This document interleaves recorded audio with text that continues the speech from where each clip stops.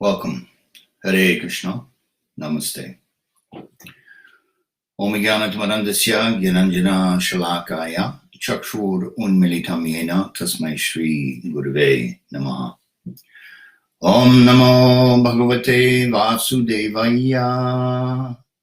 Om Namo Bhagavate Vasudevaya. Om Namo Bhagavate Vasudevaya. Welcome, friends. Today, my talk is entitled Lord Ram, the Burden of Human Divinity. I chose to speak about Ram today for obvious reasons for most of you, because Ram Navami, or the appearance day of Sri Ram, was last Wednesday. So Ram is one of the Dash avatars, the main avatars of Vishnu. Dash means 10. And Ram appeared on earth some 2 million years ago in Treta Yuga, the Silver Age, according to the yugas or the epochs of the universe, the 4 seasons or 4 ages. This is the second age, the Silver Age. Some 2 million years ago. Where do we find this out? We find this out in the Vedas. Specifically, Ram is spoken about in the Ramayana, which means literally the life of Ram, Ramayana, as written or spoken by Valmiki, the sage, and several other Upa Ramayanas, or lesser Ramayanas. India has many of them. Anyway, they all contribute something, but the main one is the one by Valmiki, which is our main source. Ram, as an avatar, is 50% Vishnu Tattva, or God energy, and 50% Jiva Tattva, or human energy. So that's why I speak about the burden of human divinity. On the one hand, he's God, and he has most of the qualities that God possesses. But on the other hand, he's half human.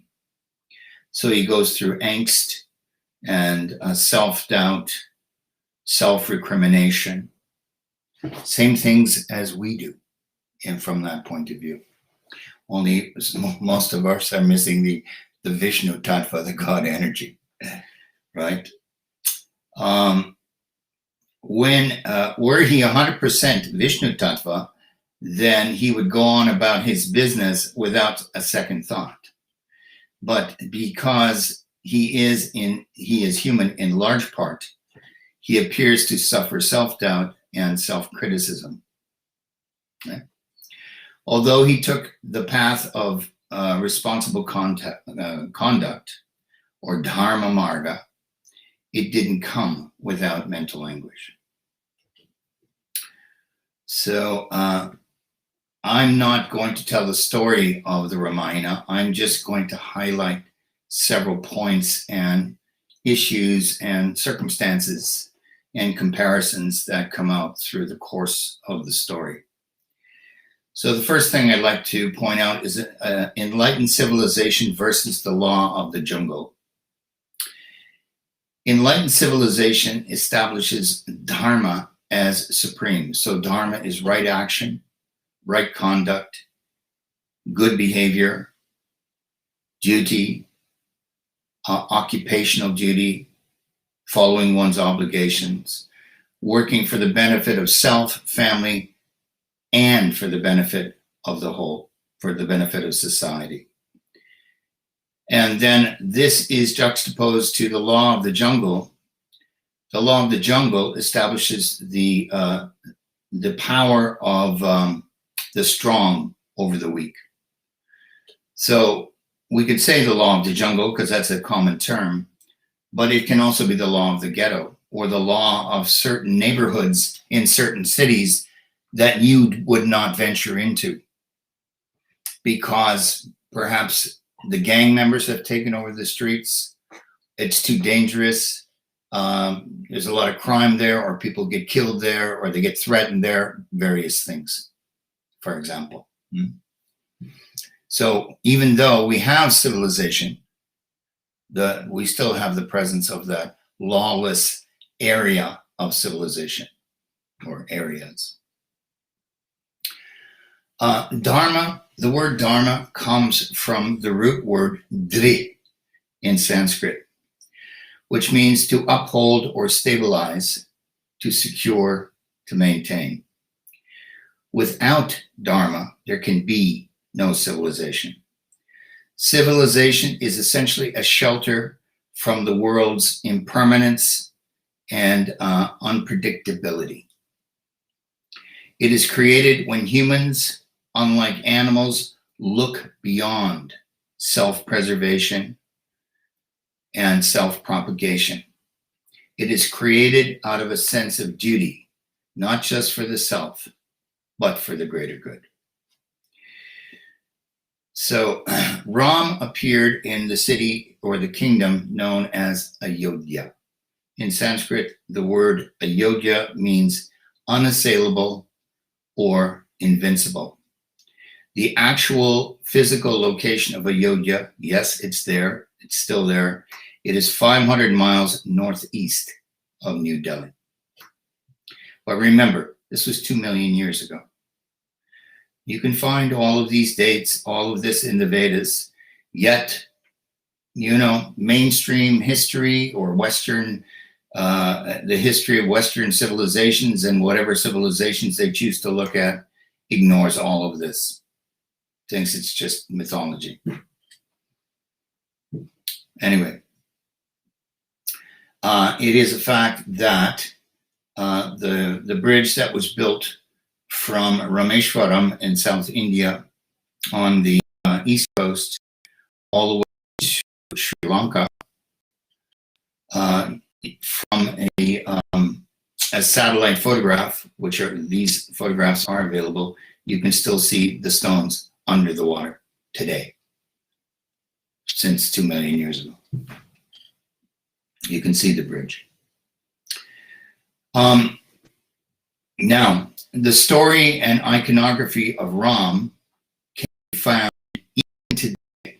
Ram was so popular, so influential, he had such impact on the planet that Ram iconography can be found even today throughout the world. Where?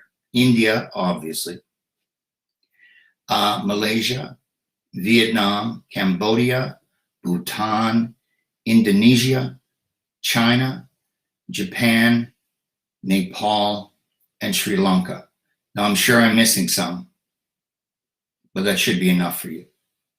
You can see it, and the stories and the various characters involved in the story, those depictions are there. So, the Ramayana has 2 primary themes. Number 1, it is the effect of enlightened monarchy or leadership in accordance with Dharma. Do we have enlightened monarchy and leadership today? Hard to find in this day and age. I would have to say that Narendra Modi would come closest to it because he is a spiritually enlightened person. Now, I'm not trying to defend or promote his politics necessarily. I'm just saying he is somebody who is more spiritually enlightened than the vast majority of world leaders that I have seen in action. So, 2 primary themes. Number 1, enlightened monarchy. Number 2, the theme of the love story between Sita and Ram, which is significant, in its dual manifestation of light and shadow. So we'll get to the shadow part too. Ram's father, King Dasharath, who was the king of Ayodhya, had 3 wives. This in those days. Why did he take 3 wives? Well, the reason he actually took 3 wives because he was unable to produce an heir, and a male heir in particular. The first wife, so he took a second wife. When that didn't work, second wife, Kaikeyi. First wife, Kaushalya. Second wife, Kaikeyi. Third wife, Sumitra. And none of them were able to give him heirs until special sacrifice or Agnihotra, a fire ceremony, was held, conducted by a sage, and some nectar or a potion came out of the fire sacrifice, and this was given to the queens. And they were also then impregnated by the king Dasharat, and all became pregnant.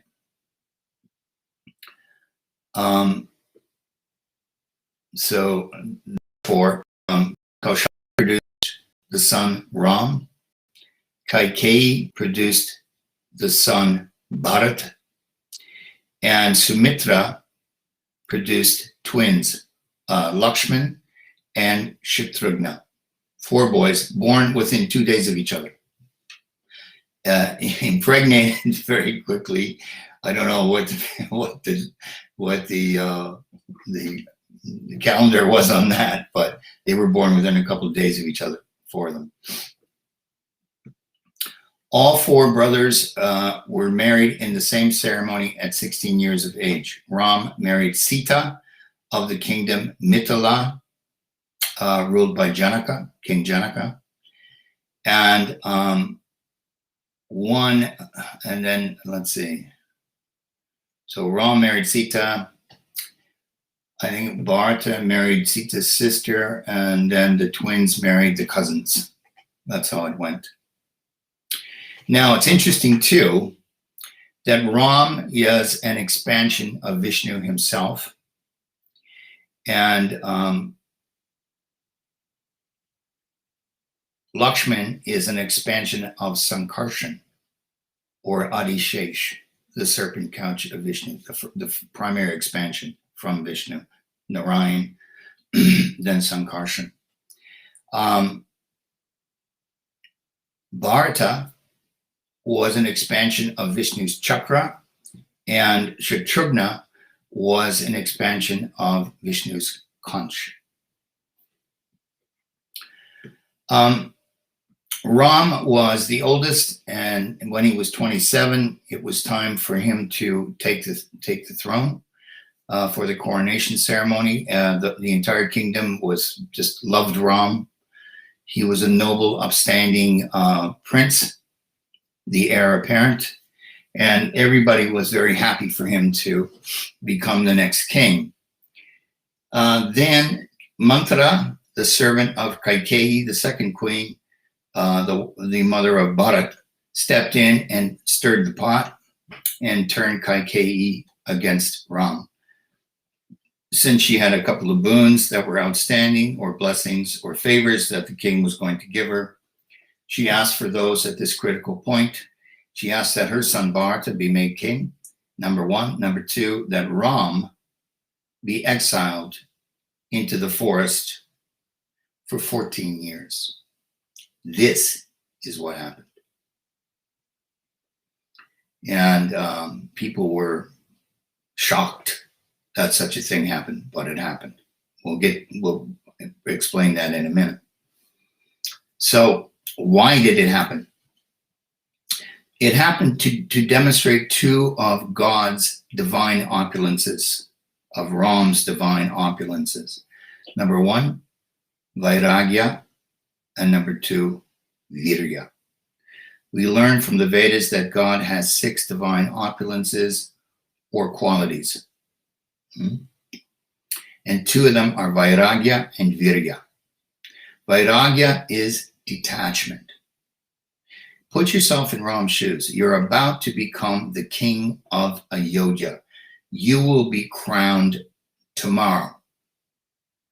And then you get the news from your father, the king, that you're not going to be crowned king.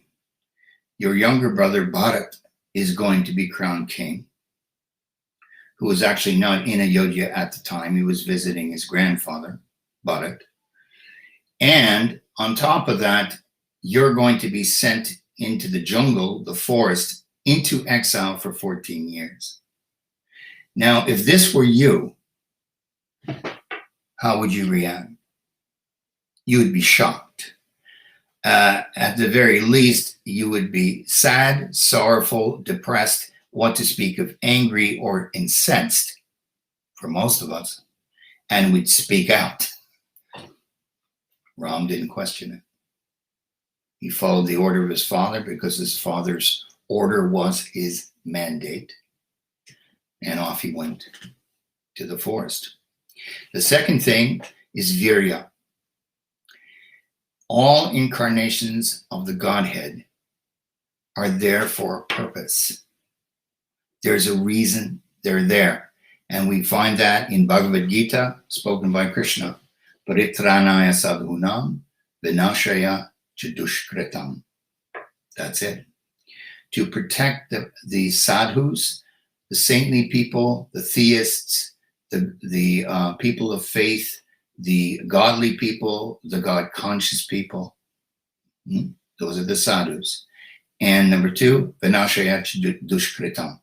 To annihilate or wipe out the demons, the villains, the ogres, the people who are self-motivated, self-interested, who wish ill to everybody else or to a large portion of the population. So that's the purpose of an incarnation of God, according to Krishna. Now let's look at the theme of the love story. Here we have Sita and Ram. We know that incarnations of Vishnu, first of all, my friends, I've said this how many times you've heard me. There's no such thing as God without the goddess.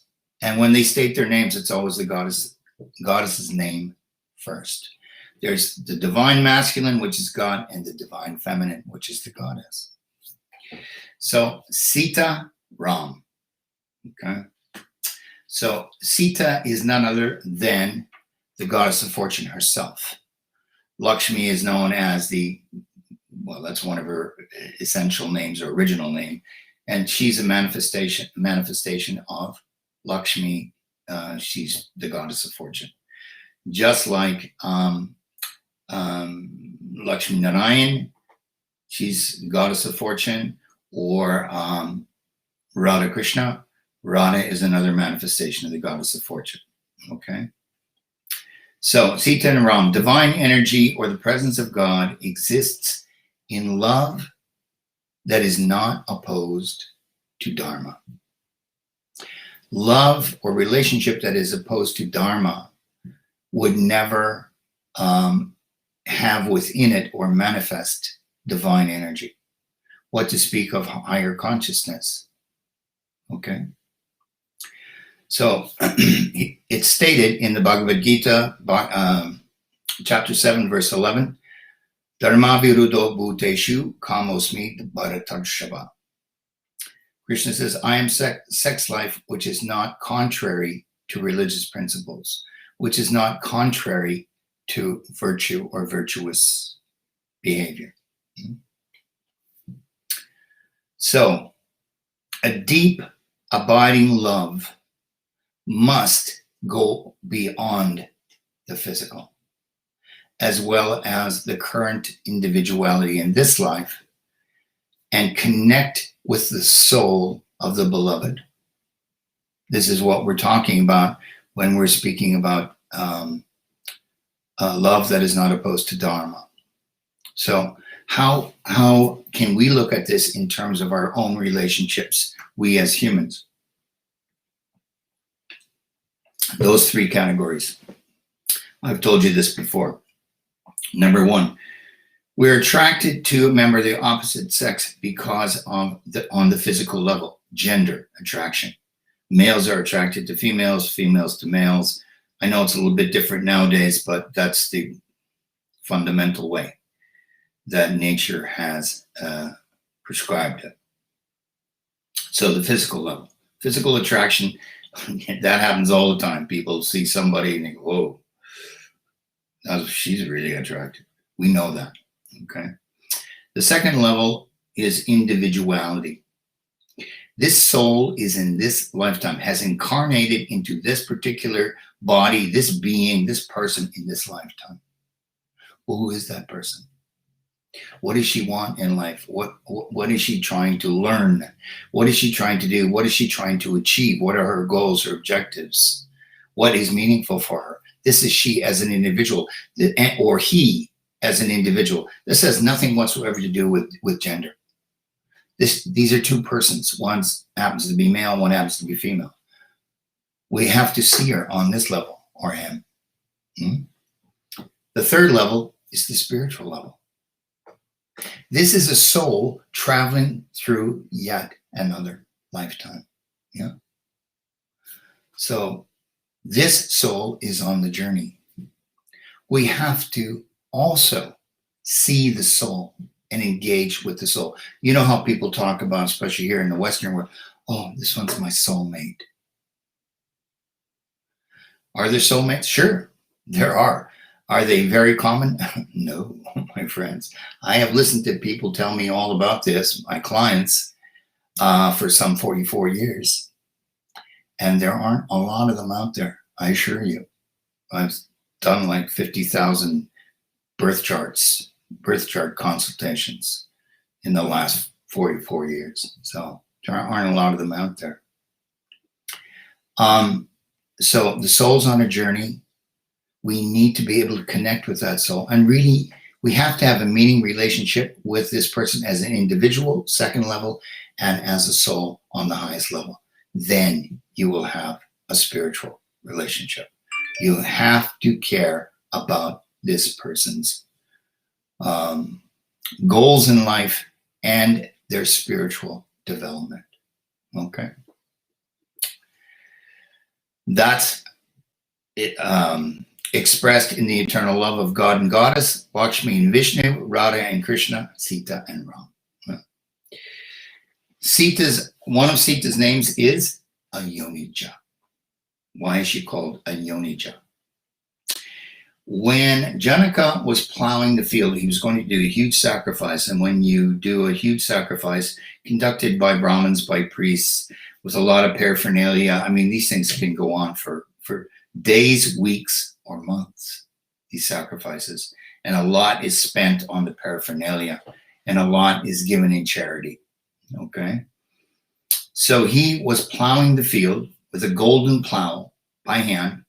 I guess he had a bullock in front of him. And the plow turned over a furrow, and there was a baby girl in the furrow, in the earth. This was Sita. Ayonija. Yoni is womb. Ja is birth. So Yonija, birth from the womb. Yonija was not born through the womb. Born through Mother Earth. Who's her mother? Bhumi Devi, Mother Earth.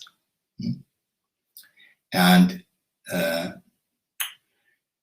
Janaka became her adopted father, for lack of a better term. So she was not an average baby. Let's put it that way. It's interesting too. We could even point to Chaitanya Lila.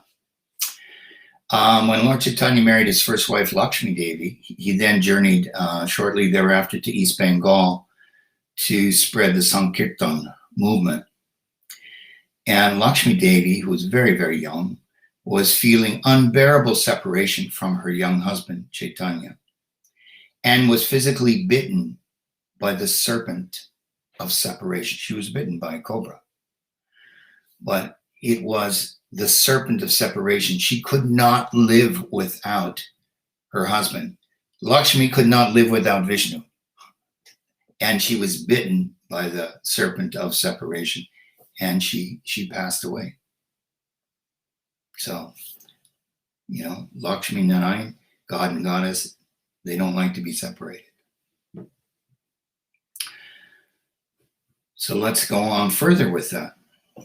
There's a statement that the wife is the shadow of the husband.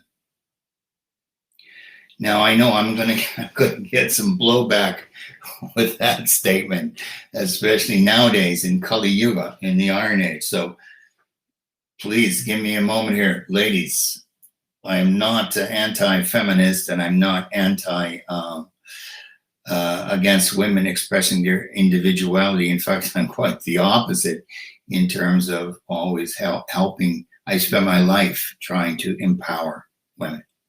It is the truth. But we have light, we have shadow, we have positive pole or positive charge, we have negative charge. It's not like the wife is negative. It's not a negative thing. It's opposite charges. Yeah. So Sita tells Ram, because they're on the verge of going into the forest in exile, and Lakshman, who is very close to Ram, he's going to come one way or another. He's coming. He's determined. And he's determined to protect his brother. That's going to be his job. But Sita insists on coming too. Well, a woman who is raised in a palace with servants and maid servants and girlfriends and everybody looking after her, and now she's going to go off into the jungle and live for 14 years. And Ram tried his best to dissuade her. Would she listen to him? Nope, she wouldn't.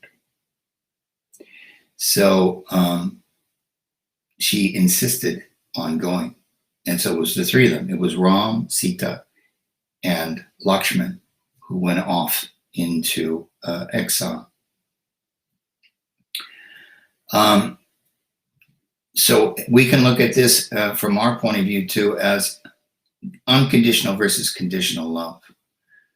Nowadays, believe me, friends, I speak to hundreds of people. I mean, I speak to people every working day around the world. I have clients in 54 countries.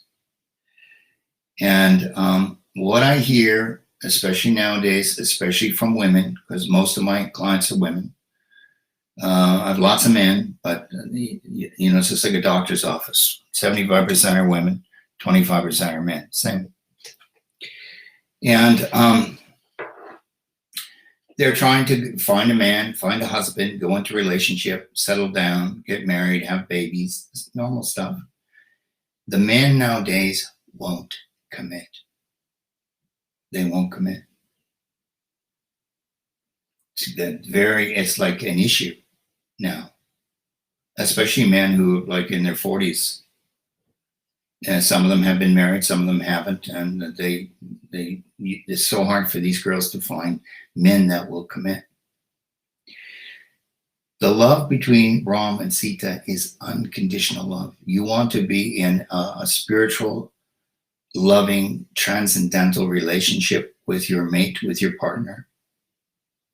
Your love must rise to the unconditional. It can't be a fair weather marriage, my friends. Yeah, well, as long as things are good, I'll be here. As soon as things get tough, I'm out of here. No. That's not going to result in a spiritual or divine marriage.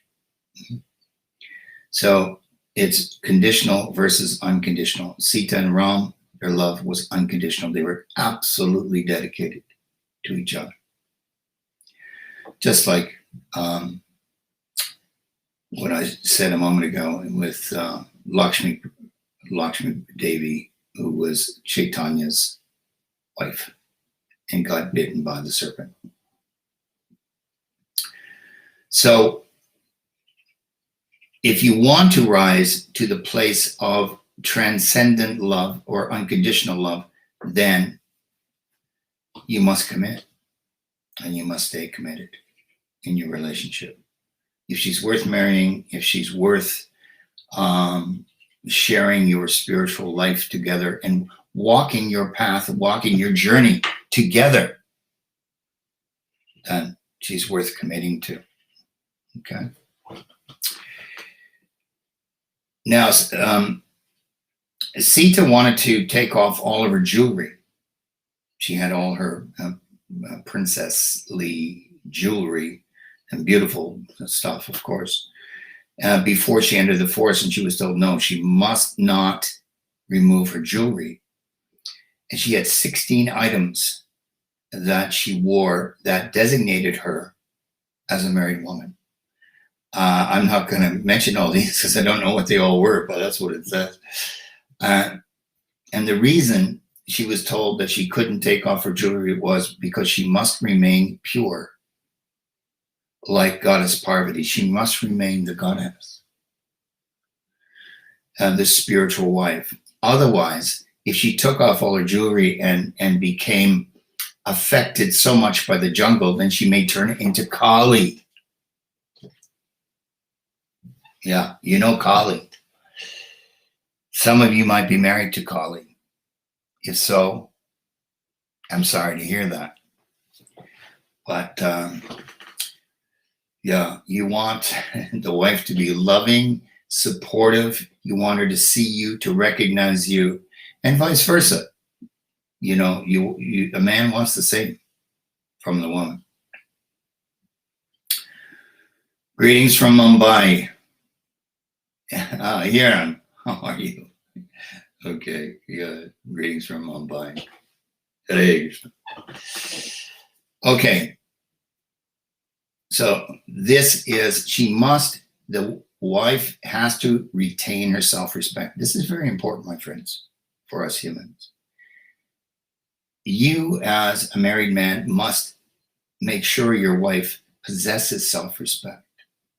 You must instill in her self-respect. You must enforce or encourage her self-respect. In order to do that, she must look good. She must be well-groomed. She must wear nice clothing. This is one of the things we learned from Lakshmi, from the goddess of fortune. Wearing nice clothing, looking good. It doesn't have to be the most expensive stuff, but she has to look good so she has self-respect and she feels good to go out and where you go together, and not that she feels like she's wearing rags. Not good. It's not. It's not good for her self-confidence or her self-respect, right? Very important. Then Ravan comes into the picture. Ravan is a very powerful demon. Well, he's not exactly a demon. His mother was a Rakshasi, a demoness. But his father was a very, very high sage, high-born sage, a Brahmin.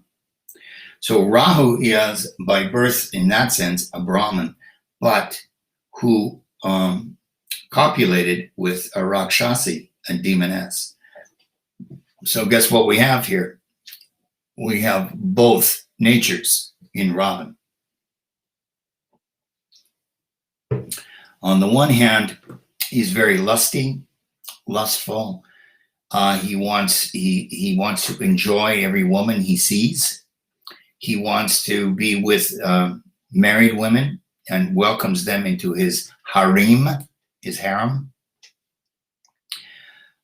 He's very good at, he has sexual prowess, plus he's very powerful.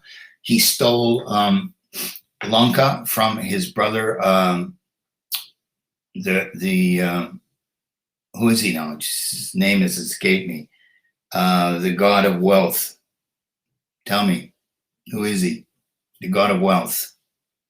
His name escaped me. Somebody type it in. Anyway, he stole his brother's kingdom.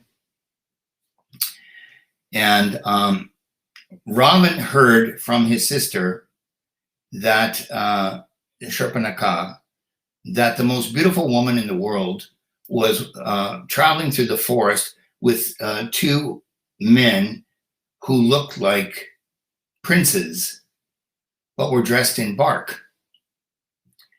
And she was married. Sita is married to one of the men named Ram, and then his brother Lakshman was also with them. So she says to him, "You must have Sita. You're the most powerful man on the planet. Why do you not have the most beautiful woman? Because you do not have her. This guy in the forest, dressed in bark, he has her. You should go get her." So that's what happens with Ravan. Now, we're told both in the Bible and in the Vedas that there is an original sin. There is original sin. And what is original sin? The original sin is enviousness of God, envy toward God, being envious of God. That's the original sin. We also know that we are not supposed to yearn for or covet the wives of others. Correct? Dharma means not to covet the wives of others. But Ravan coveted everybody's wife if she was attractive. And when he coveted Sita, who is Lakshmi herself, who's the goddess herself, this is the worst thing that you can do, is want something that belongs not to you, but to God himself, in this case, Ra. So it states that love that is opposed to Dharma is nothing but lust or selfish desire. And what was the result? Ultimately, by the time we get to the end of the story, the result for Ravan was the total loss of his kingdom, which he lost. His sons, who were killed in the battle, all of his sons were killed. And ultimately, his own life. This is what lust got him. This is where it got him. He lost everything. He was advised by several people, including Vibhishana, his brother, and others. Don't do this. Forget about her. Leave her alone. But no, he didn't listen. So what did he do? He kidnapped Sita. He kidnapped her. And he took her to Lanka. And Sita would not go along with it. She would not give in to him. She was true, loyal to Ram. She followed the path of Dharma. She said she would fast. She would not be in his palace, so he put her in a garden under guard by several Rakshasis. Demonesses, ogresses, for lack of better terms, and they were keeping an eye on her, and she was sitting under an ashok tree, and that's where she sat. This was the final year of their exile. They had already been in the forest for 13 years.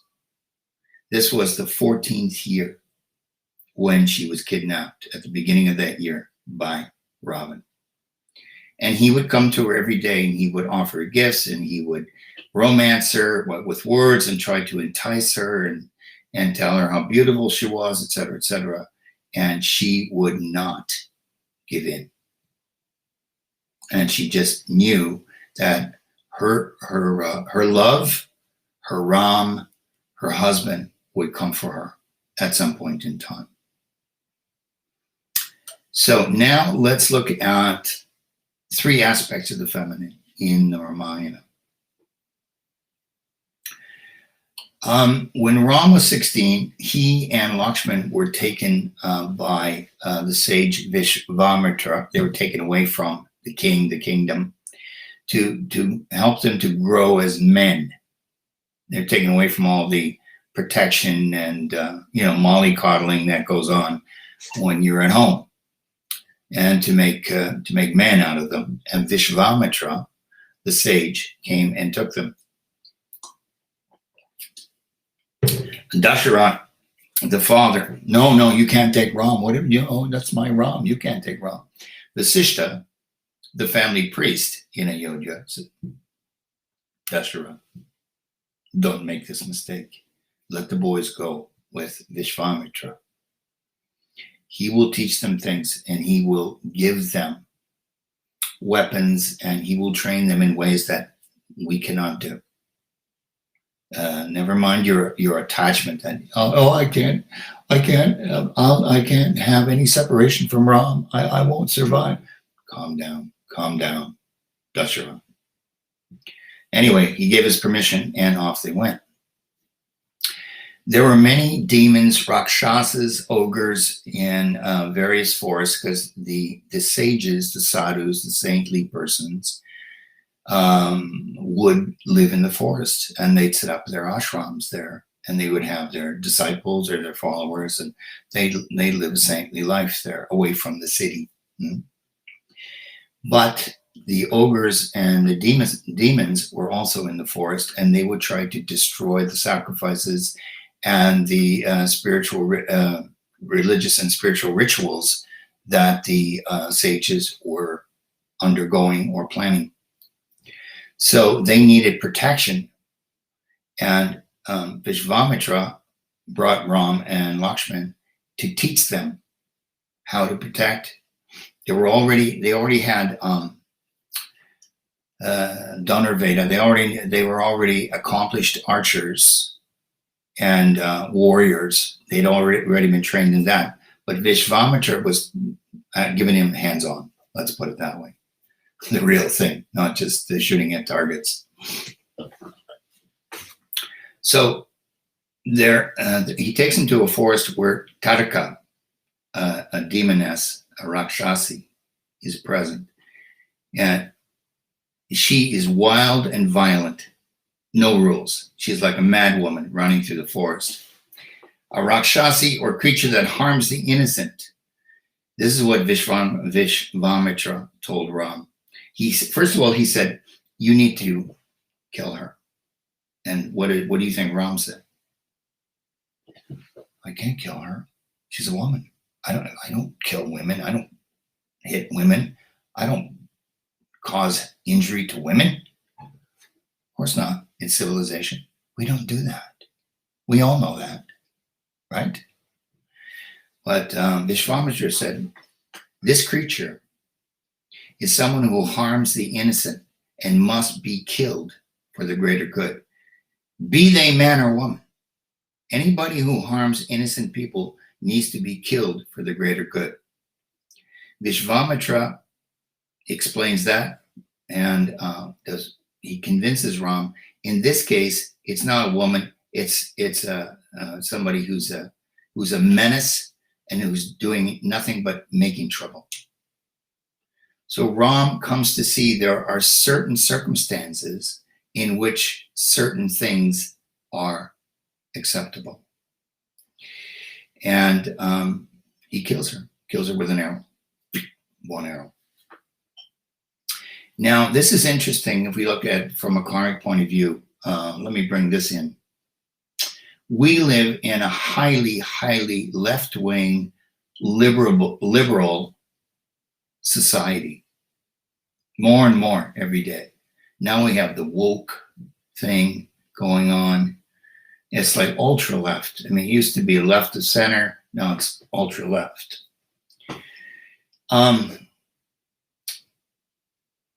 So much so that, and as you know, the death penalty is anathema. Oh no, you can't kill people. That we're just the same as they are. If we kill them, we're no better than they are as a society. Somebody who is a murderer is truly a murderer, has been convicted of murder. When you follow the Christian dogma, it means you only have one life. And once you're dead, you're dead. And you either go to hell forever or you go to eternity, or you go to heaven forever. That's it. Now, what we understand from the Vedic point of view is reincarnation. This is one lifetime out of thousands, my friends. You're not going to do it all in one lifetime, believe me. So the best thing to do when somebody kills somebody, that soul should be put to death, because his karmic slate is then immediately cleared. And that soul can go on to the next lifetime without carrying the sin of murder. Yeah, that's how it works. So, but nowadays, no, the death penalty, we can't have death penalty. No, let's keep them alive for the next 30, 40 years. And how much does that cost the state yearly to keep this guy alive? That's the other side of it. I know you won't all agree with that. That's fine. So because Ram listened to Vishvamitra, he was given mantras that transformed arrows into missiles. Yeah, that's what they were able to do back in those days. That's the first aspect of the feminine. The second aspect of the feminine was the sage's wife, Ahalya. The sage Gautama had a wife named Ahalya. Gautama, being, a sage, is not always doesn't always look after. He's not always enthused about his wife, meaning he's wrapped up in his sadhana, his spiritual performance, his study of Shastra, of the Vedas, etc. So she may have been somewhat neglected. And Indra, chief of the gods, Indra approached her. Who's known to be rather lusty, approached her and was attracted to her. And when Gautama came back to the ashram and found Indra with her, he turned her to stone. He had this kind of power where he turned her to stone because she had been unfaithful. That's what happened. So what does Ram do? Vishvamitra explains this to Ram, and he says, now your task is to liberate her. So she was turned to stone. She was a stone pillar. Ram touched with his foot, and immediately the stone broke away, and Ahalya emerged from the stone.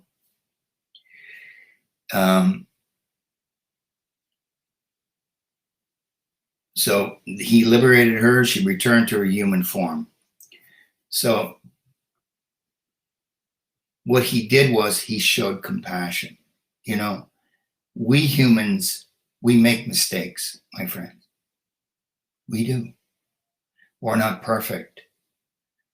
We do things we don't want to do, but we are compelled by lower nature, lower modes, and we do them, and then we feel badly. As long as we know what we've done and we're sincere, we're sorry for it, and we're trying to progress on the spiritual path, we have to be also compassionate toward other humans, toward other people. So Ram liberated Ahalya. The third example of the three aspects of the feminine was now Ram had to go and find Sita and rescue her from the demon Ravan. Sita is chaste, faithful, and domestic partner, and Sita follows all the rules. Ahalya broke a rule, and Taraka, the first one, the demoness, was wild and violent with no rules. So who's the most important of them all? Would be Sita. The husband's duty, this is for all of us, is to guide and protect the wife. Protection. I talk to women all the time, as mentioned. All women in relationship, all women, this is what they want in relationship. They want to be loved, respected, regarded, protected, and made to feel like a woman. When you can provide that for your wife, for your partner, then she will easily and happily slip into the female role in the relationship. There are two roles in a relationship, a male role and female role. Am I making this up? No, it's nature. It's yin yang. It's Purusha Prakriti. When you provide that for your wife, she will happily be in the female role. My friends, I know very powerful, wealthy, famous highly successful women, lots of them. Some of them are household names that are my clients. Every single one of them wants to be in the female role in relationship. She doesn't want the male role.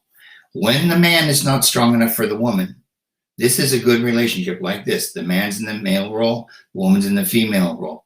And when he's not strong enough, this is what happens, my friends. We get a role reversal. Do they discuss this over tea? No. It just happens. That creates frustration for both of them, and over time, resentment. Okay. Ram's lamentation. Now, where did I leave my pages? Here it is, right here. I'm going to read just a little bit from the Ramayana, because now this will show us Ram's humanity or human-like behavior, where Krishna, for example, who's 100% the Godhead, would not behave like this. This is how we behave. So after Ram killed Maricha in the form of the golden deer, when Maricha called out, help, help, help, in Ram's voice to get Lakshman to come and save him, which Lakshman didn't want to do, so that Ravan could then kidnap Sita in their little ashram, which is indeed what happened. Ram killed the golden deer, and he changed. He was a shapeshifter, and he was Ravan's compatriot, his servant. He changed from the golden deer then into the demon that he was, and he died. So this is from the Ramayana. Ram's apprehension increased upon hearing the frightful cry of a jackal at his back. So as he killed him, these are omens now they're talking about. Then birds and other wild animals begin to pass Ram on his right side, uttering frightful cries. Moreover, his left eye twitched, his left arm throbbed convulsively, and his heart thumped. While observing these inauspicious signs, Ram met Lakshman coming from the cottage. He was told to stay. He was told that under no circumstances should you abandon Sita. But Sita egged him on and even went so far as to say, why you want me? Is that why you won't go and help Ram? He said, Ram is not in trouble. Ram would never be in trouble. This is a false alarm. So Sita intimidated him and tried to embarrass him until he would go, and he went, which he shouldn't have. While observing these inauspicious signs, Ram met Lakshman coming from the cottage. Taking him by the left hand, Ram immediately began to reproach him, saying, how could you disobey my order? Leaving Sita unprotected from all the inauspicious omens that have appeared, I can understand that she's either been killed or kidnapped. O Lakshman, how could you have abandoned her? As the two rushed back to the cottage, Ram suddenly tripped on the forest path. Overwhelmed by the fear of losing Sita and angry with Lakshman for leaving her unprotected, Ram began to lament like a deranged person.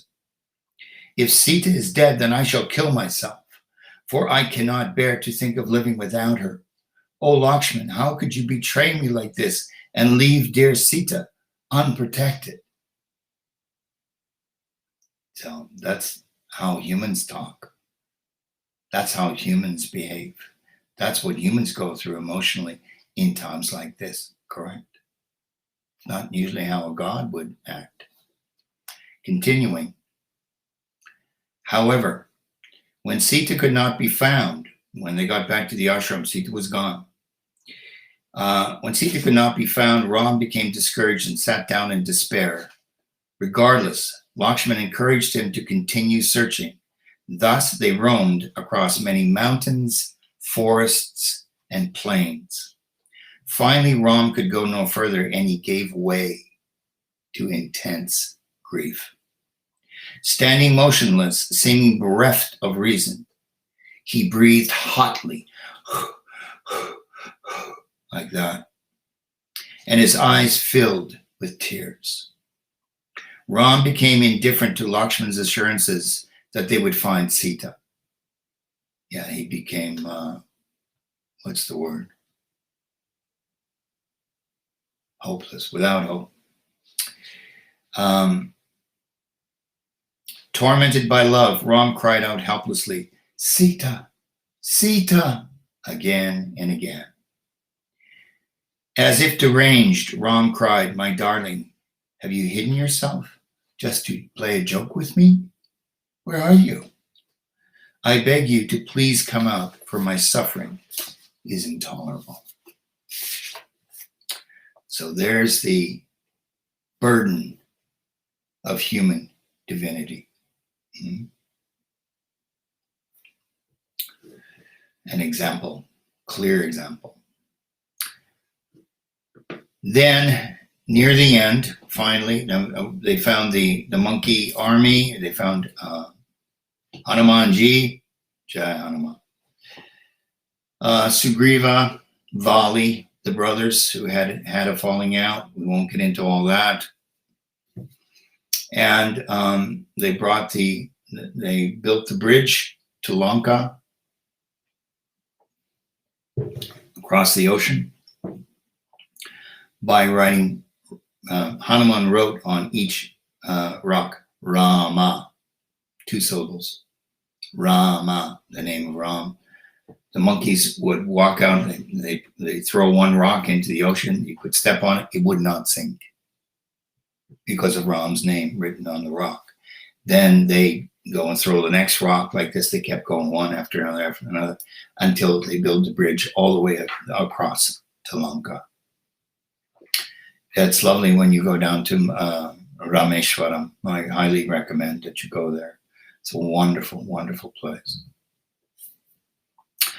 So Ram killed the demon Ravan at last, established Ravan's brother Vibhishana, who is a devotee of God, on the throne of Sri Lanka. Ram's intention was never, now this is very important, mostly when conquerors conquer, or when warriors defeat an enemy in battle, what do? They occupy his territory. They take over his kingdom or his wealth, his people, everything, right? Ram's intention was never to conquer and occupy Sri Lanka. And did he do it? No.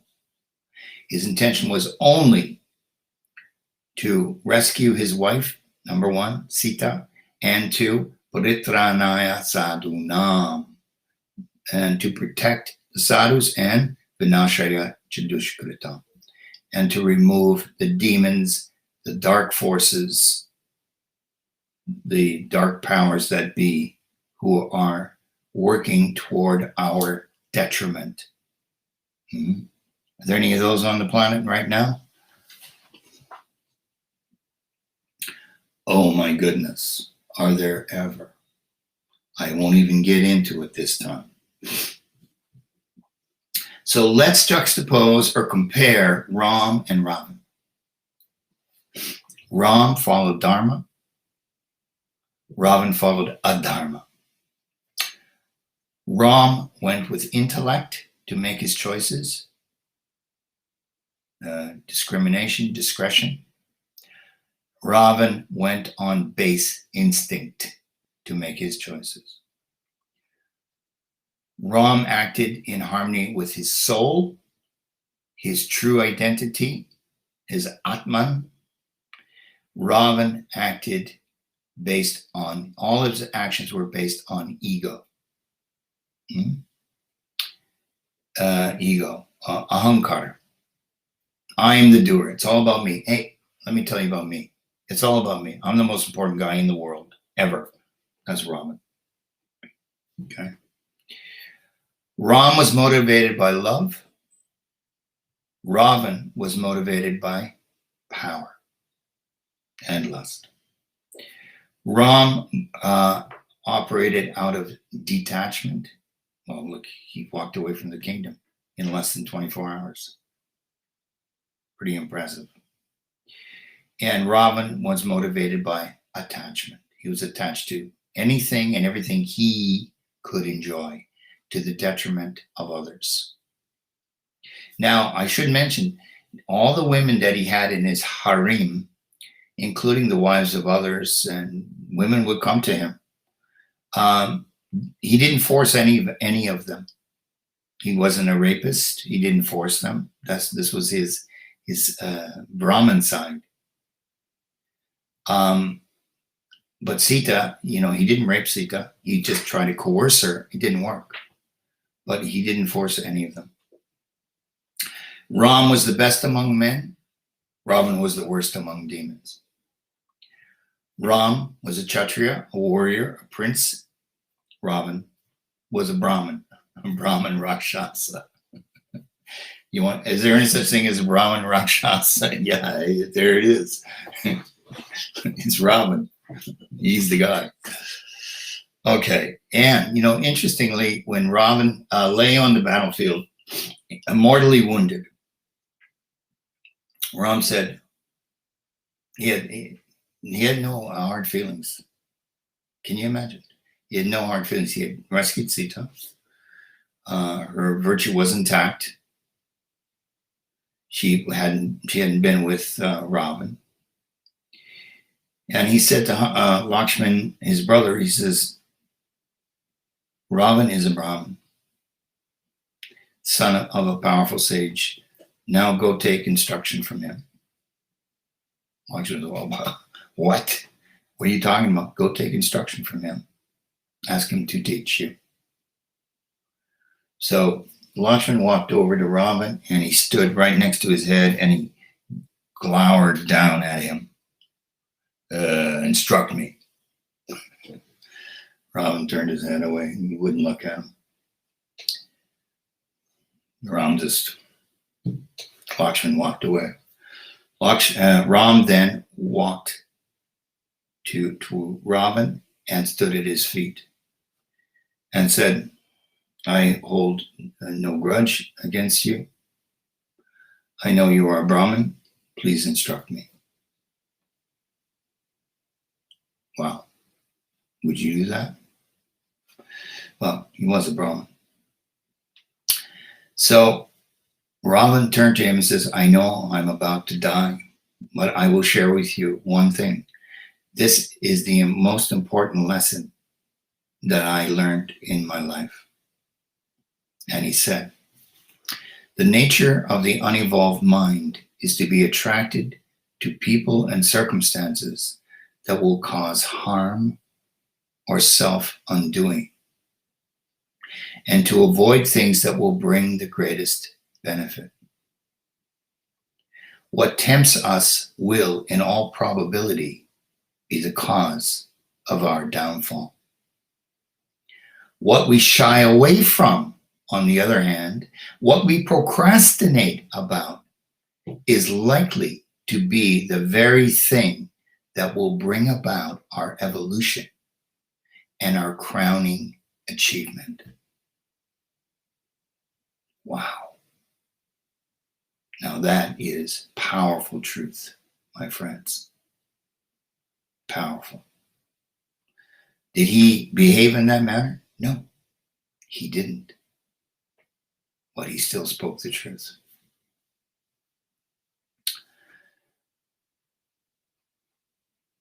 Ravan, we say, two heads are better than one. Don't we say this? This is a comment we make.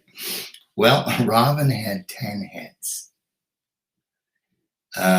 10 pairs of eyes, and 10 sets of arms.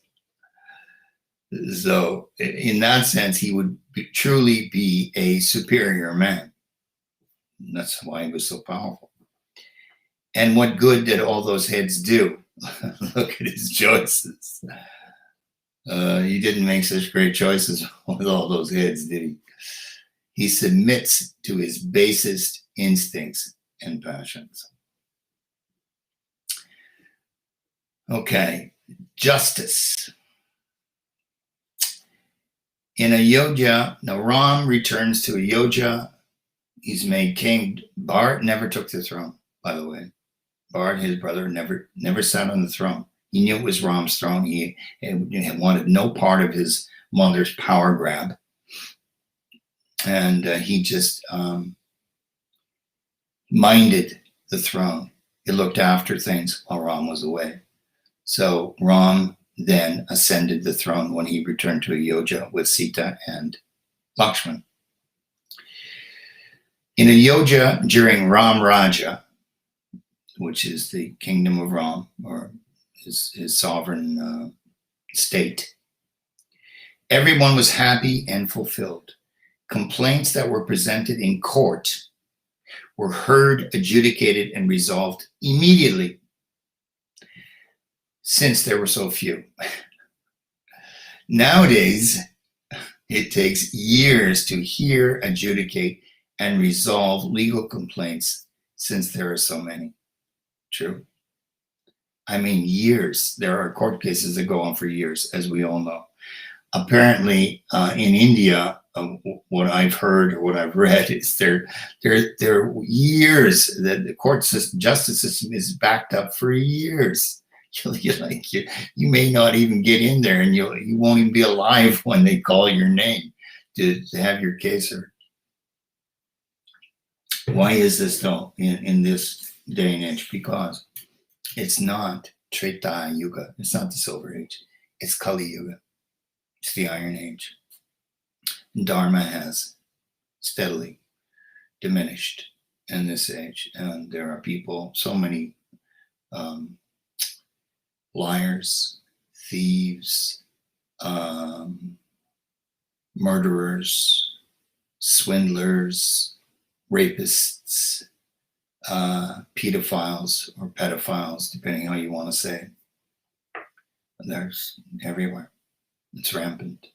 So a case cannot be. But the king would decide the case. Boom, you bring it in. Here, let's hear this. Let's hear both sides. Okay, this is it. Boom, and it's finished. That's how they do it.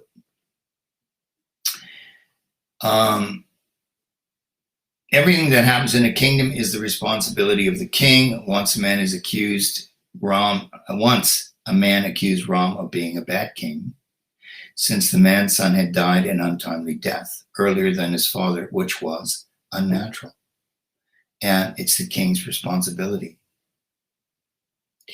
So the ruler is ultimately at fault. So a pregnant Sita, who was pregnant at that time, is banished and removed to the forest to live in the ashram of Valmiki. Why? When Sita was rescued from Lanka, she had to walk through fire to prove her chastity. And she said she would walk through fire, which she did. And the fire god himself, Agni, carried her out of the fire and attested to her chastity and placed her before Ram, which was good enough. Why would he do something like that? Because he knew as soon as you hear that a woman stayed at the house of another man, it is automatically assumed, well, what was she doing there all night? I wonder. So it is the nature of society to judge her guilty if she stayed in the house of another. Now, you may say nowadays it's not like that, but in the days when Dharma was at that level, it was looked upon as such. So even some of the citizens of Ayodhya, since Ram had returned and taken the throne, still didn't believe that Sita was pure and chaste, and believed she was contaminated, having spent a year with Ravan in his kingdom. So she was then, you could say this was a bad move, and it was, in a sense, to remove Sita to the forest. And I don't know that Ram knew she was pregnant at that time, where she gave birth to the two sons, Love and Kush, sometime later. But that's what happened. Ram they said, well, Ram, take another wife. I mean, his father had 3 wives. No, I will not take another wife. And he had an image of Sita made out of gold and sat her on the throne next to his, and that was his wife in effigy.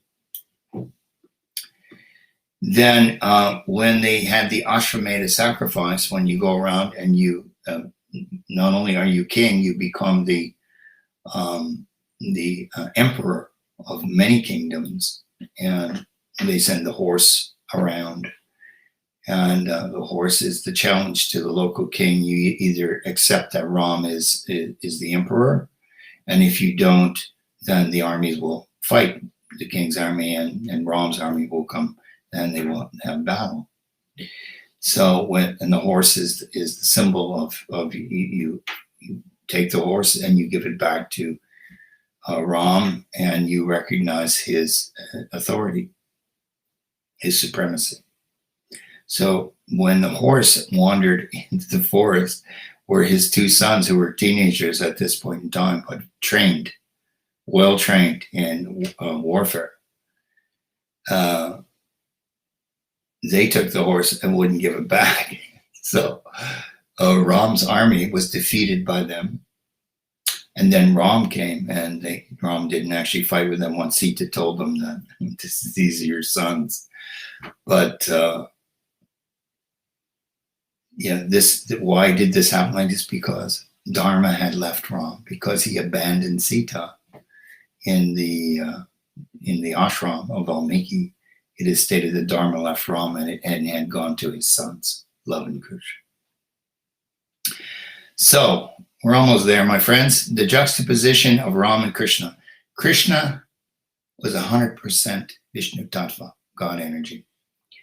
It never bothered him to be attacked by so many demons. It never bothered Krishna to be separated from his birth parents, Devaki and Vasudeva, or his foster parents, Yashoda and Nanda, or even Radha, his true love from his youth.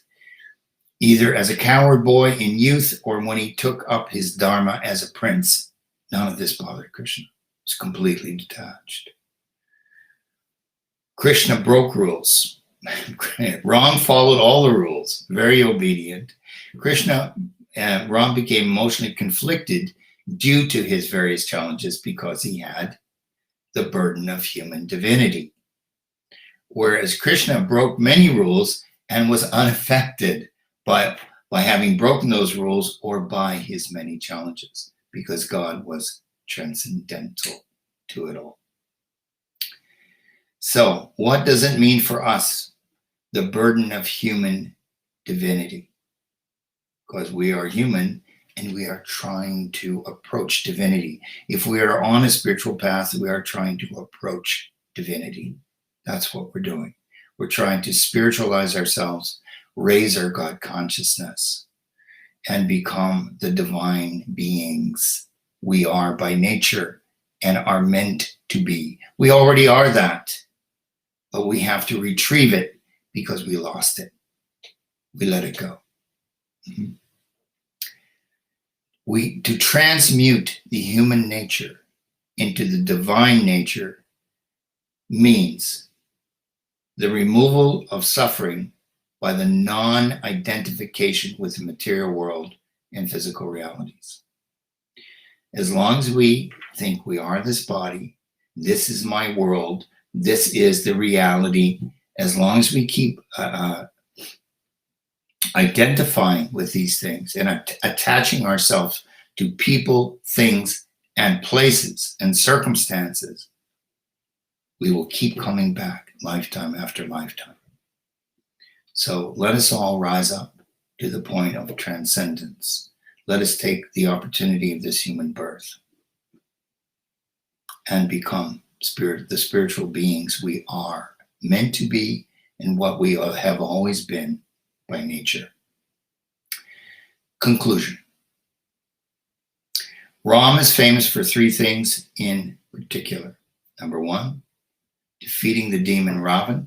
Number 2, rescuing Sita. And number 3, being a just ruler. So what was the key, or is the key, to Ram's success and popularity worldwide? Even today, Ram is extremely popular in all of these countries that I mentioned at the beginning. He is still popular, even though a lot of them may not know the stories. His iconography is there.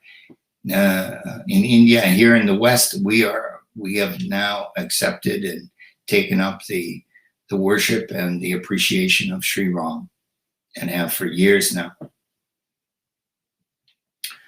So why is he so popular and successful? Because everyone loved him. Everyone loved him. Throughout his entire lifetime, everybody loved him. Yeah, a couple of people here and there. And of course, the demons, they didn't like him so much. Everybody loved him. You want to be popular? You want to be successful? That's the key. Follow your dharma. Do good service. Look after people. Do right by them. And most importantly, make them want to love you. Open their hearts. Love them. How do you make them love you? By loving them. Simple. Love attracts love. All right. Thank you for your kind attention. Jai Shri Ram. Jai Sita Ram. Hare Krishna.